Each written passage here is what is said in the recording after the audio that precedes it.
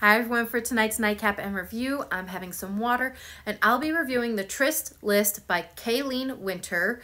This is a book I received as an ARC, but of course I'm going to give my honest opinion. These are the tropes, and there were no content warnings listed in this book, and I forgot to write them down and make my usual little blurb here. I'm coming down with a cold. I've been taking a lot of cold medicine, so I'm a little forgetful, ditzy right now, so do forgive me.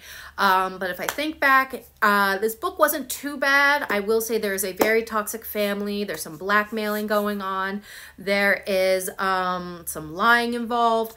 And that's about it in terms of what I can think of off the top of my head. There may have been more. Again, I'm a little stuffed up and loopy on cough medicine, so I do apologize.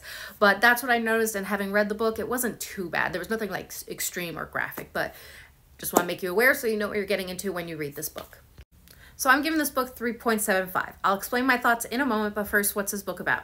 Well, this book starts off with a wild night in Vegas between two souls that just connect on such a deep, fiery, passionate level. That is until the next morning when Peter, the male main character, starts acting cold and distant towards Jordan, the female main character, eventually with him walking out.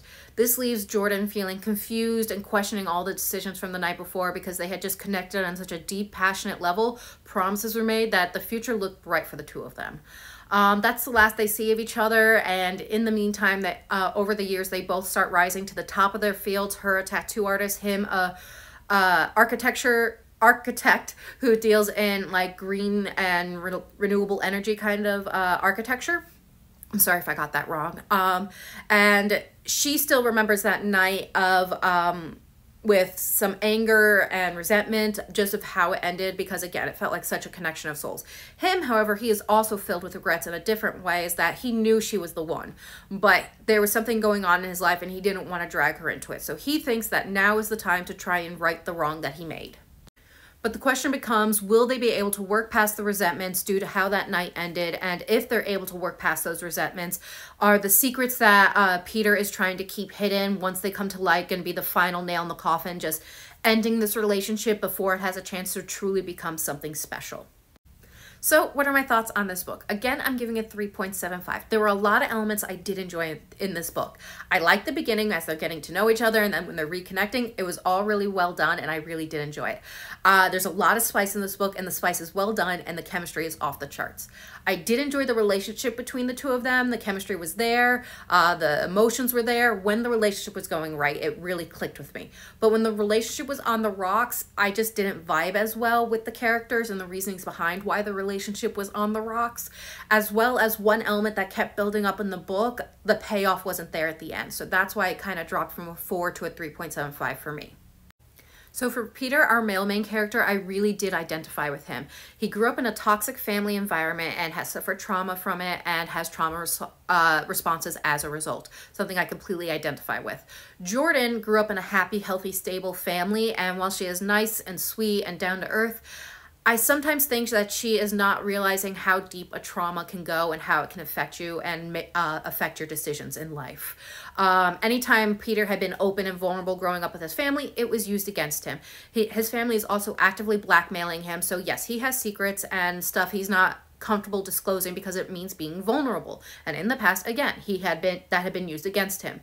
These two are in a relatively new relationship, and to get over those kind of trauma responses takes time. You can love someone to death, but it's hard to open yourself to that kind of vulnerability when the people who are supposed to love you the most use that against you.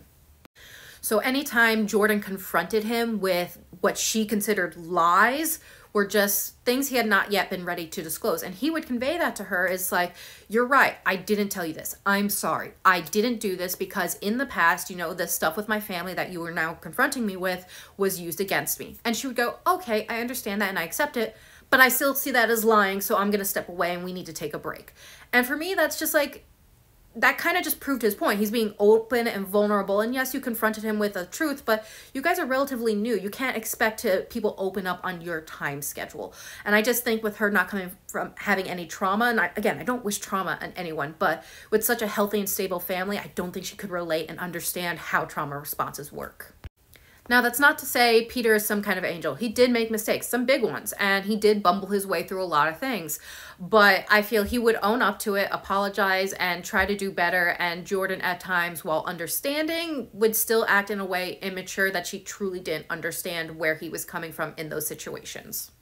The last thing I didn't quite enjoy about this book was that throughout the book, you had this buildup and buildup of Peter's frustration as it pertains to his family, with them blackmailing him with the secret. So much so, with all this buildup, I expected there to be some kind of big bang at the end, some big confrontation, but instead we got, I'm not trying to give away spoilers, but for me, it was more of a sizzle than a bang and felt a little anticlimactic. It was resolved, and it was resolved neatly, but like I said, just felt a little anticlimactic for me. Now, again, I did enjoy a lot of aspects of this book. There were just a few things that kept it from being a 4 for me. Now, reading is subjective, so I do encourage other people to give this a chance. Just because it may not have been a home run for me doesn't mean it couldn't be the best book you ever read, and I love that for you.